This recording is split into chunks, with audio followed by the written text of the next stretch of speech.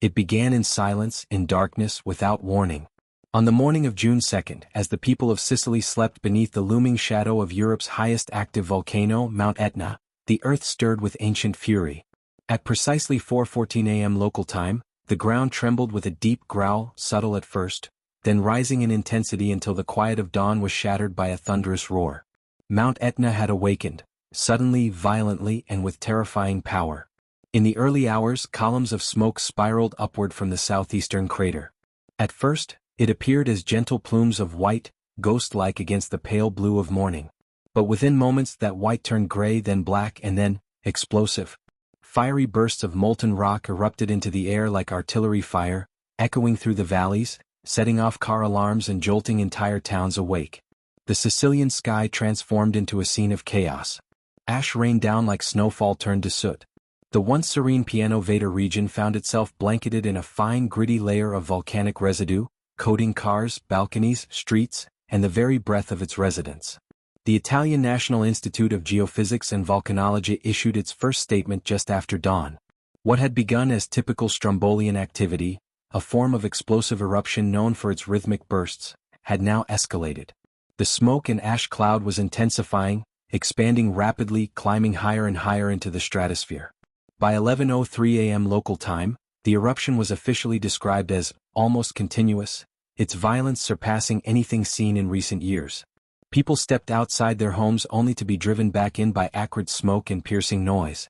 The volcano's southeastern crater became a gaping maw of red-hot fury, ejecting volcanic bombs, jagged, glowing boulders, hundreds of meters into the sky. From a distance, the volcano's silhouette looked like a giant breathing fire, its breath thick with ash and embers, shrouding the skyline between Messina and Catania. Tourists who had been hiking Etna's slopes only hours before found themselves caught in a nightmare. Social media lit up with videos showing families and travelers sprinting down dusty trails, shielding their heads and covering their ears as sonic booms tore through the air. The air pressure alone from the blasts left people momentarily disoriented, struggling to navigate the smoky, sulfur-laced paths toward safety. Panic rippled through the foothills as emergency services began rushing to assist. By mid-morning, the Toulouse Volcanic Ash Advisory Center sounded the global alarm. The ash plume, it reported, had reached a staggering altitude of approximately 21,000 feet, nearly the cruising altitude of a commercial jetliner. Such a height posed a catastrophic risk to aviation.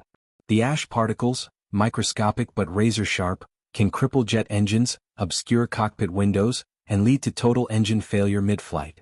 At 3:32 a.m. Universal Time Coordinated, the aviation color code for Mount Etna was raised to red, the highest possible alert level. All flights within the area were grounded or diverted. Airports scrambled to assess runway conditions. Travelers were left stranded in terminals as Sicily braced for what seemed to be the worst of it. But then, without much relief, a twist of unpredictability followed. Just 3 hours later, conditions began to shift. Winds changed.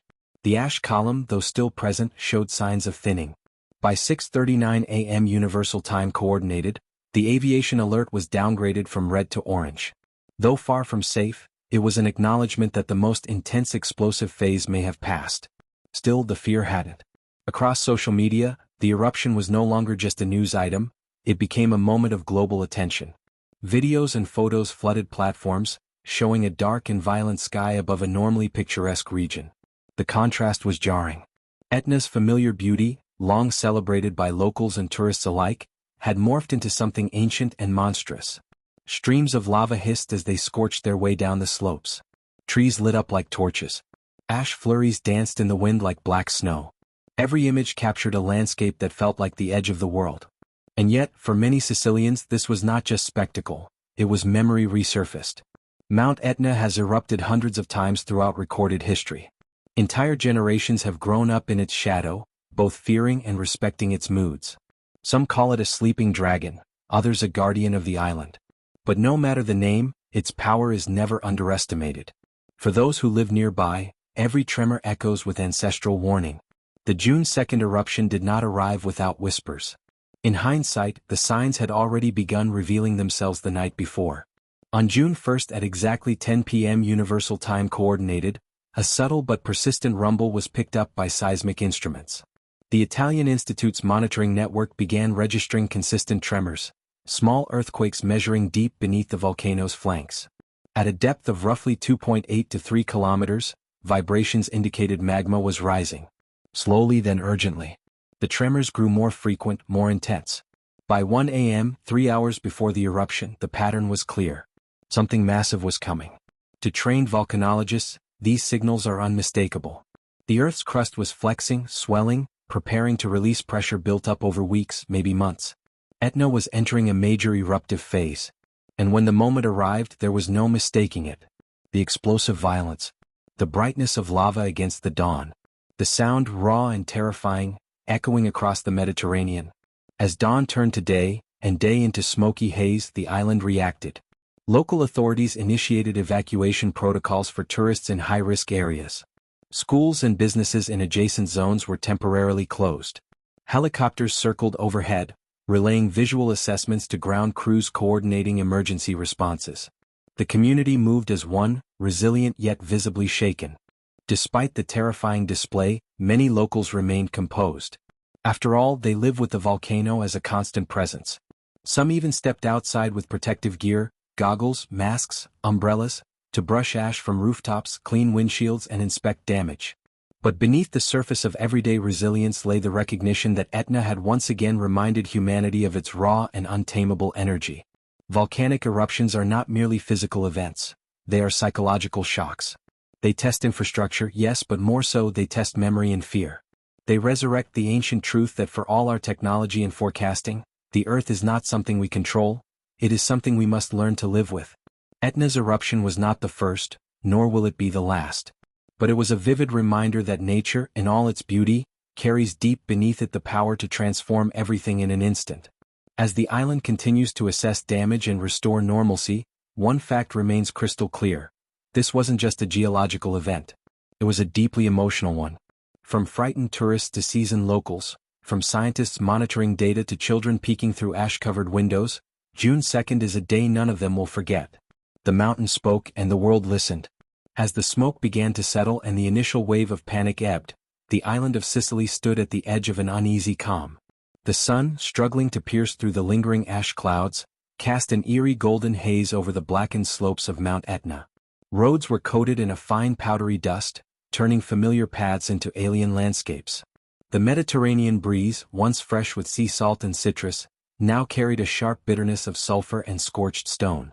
It was a silence born not of peace but of aftermath, a breath held between disaster and recovery. In towns like Zaffarana Etnia and Nicolosi, residents emerged from their homes wearing surgical masks and makeshift head coverings, brushing ash from doorways, wiping soot from window panes, and checking rooftops for signs of collapse under the weight of the volcanic fallout. Children stared wide-eyed at the sky, still streaked with plumes of gray that drifted slowly westward, fading into the distance like smoke from a passing war.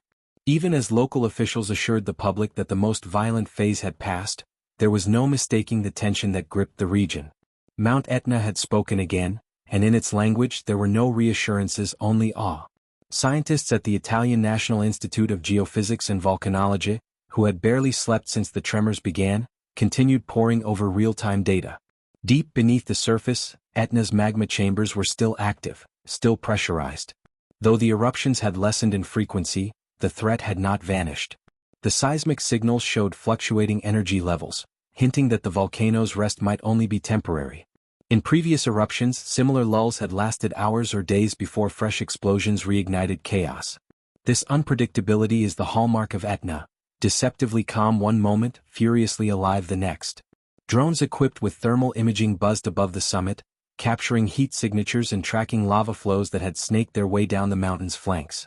These rivers of molten rock glowed like veins of fire under a cooling crust, moving with a deceptive slowness that masked their destructive potential. One particularly active flow threatened to approach the outer edges of Refugio Sapienza, a popular base for tourists and scientists alike. Emergency crews quickly arrived with bulldozers and concrete barriers, working to divert the lava's path before it reached inhabited zones. In volcanic warfare, every second counts. Meanwhile, high-altitude satellites from both European and American space agencies offered a bird's-eye view of the disaster. From orbit, Etna appeared as a dark, pulsing wound on the island's surface, smoke curling into the stratosphere, visible even from space. Meteorological models predicted that fine ash particles would continue to drift for days, carried by prevailing winds over southern Italy, possibly reaching as far as Greece or North Africa. Agricultural experts voiced concerns over crop contamination, especially in vineyards and citrus orchards that define Sicily's cultural and economic landscape. Even the bees, critical to pollination, had gone quiet, disoriented by the altered air chemistry and the relentless ashfall. Inside the region's hospitals, doctors treated cases of respiratory distress, eye irritation, and anxiety-related trauma. For elderly residents with pre-existing conditions, the ash-laden air posed a real threat. Mobile clinics were deployed to rural areas where infrastructure was limited, bringing oxygen tanks, clean water, and food to those isolated by road closures or damaged communication lines. Despite the absence of casualties, the psychological toll was undeniable. Etna had once again reminded the people of Sicily that life in its shadow was a kind of beautiful burden. Yet amid the devastation there was also unity. Volunteers, young and old, gathered in community centers to coordinate relief efforts. Churches opened their doors to shelter displaced tourists. Local bakeries donated food to emergency workers, while university students helped clean public spaces. There was an unspoken understanding among Sicilians. The volcano takes, but it also gives. Its fertile soil nourishes vineyards and orchards, its slopes attract millions in tourism, and its mythology binds generations together in a shared story of resilience. For volcanologists, this eruption was more than a natural event, it was a data-rich miracle. Instruments placed around the mountain recorded everything in astonishing detail: gas compositions, pressure waves, ground deformation, seismic amplitude, and thermal output. The eruption provided a rare opportunity to refine predictive models that could help save lives in future events. One researcher described it as a terrifying gift from the Earth, a paradox they understood all too well. Every eruption is an answer to a question scientists have long been asking. What happens when ancient energy meets modern civilization? In the coming days, the Civil Protection Agency will conduct a full assessment of structural damages, ash dispersion, and long-term environmental effects. Insurance claims will be filed. Political figures will tour the damaged areas, offering support and promises of funding. But even as the logistics of recovery unfold, the true reckoning remains personal. For the couple who abandoned their honeymoon hike to escape a raining firestorm. For the vineyard owner who watched lava crawl inches from his family's land. For the elderly widow who has lived through 7 eruptions and still cries at each one. And yet, as always, life will return. Children will play in the streets once the ash is swept away. Markets will reopen. Tourists will once again climb Etna's slopes to see the scars of the earth and take pictures of the view. The volcano will sleep, and the people will let themselves believe in its silence. But in their hearts, they will always remember the morning the mountain roared. The June 2nd eruption of Mount Etna will likely be studied for years, not just because of its explosive force, but because of the way it rippled through every layer of life on the island. It was a moment where science met fear, where geology intersected with emotion. It reminded us that no matter how advanced our technology becomes, we remain vulnerable to the whims of the planet we inhabit. A red alert may lower to orange, lava may cool into rock, but the experience lingers, etched into memory like the blackened stone along Etna's trail. As the news cycle begins to move on, as the media shifts its gaze elsewhere, the Sicilians remain, quietly rebuilding, cautiously breathing, always watching the mountain.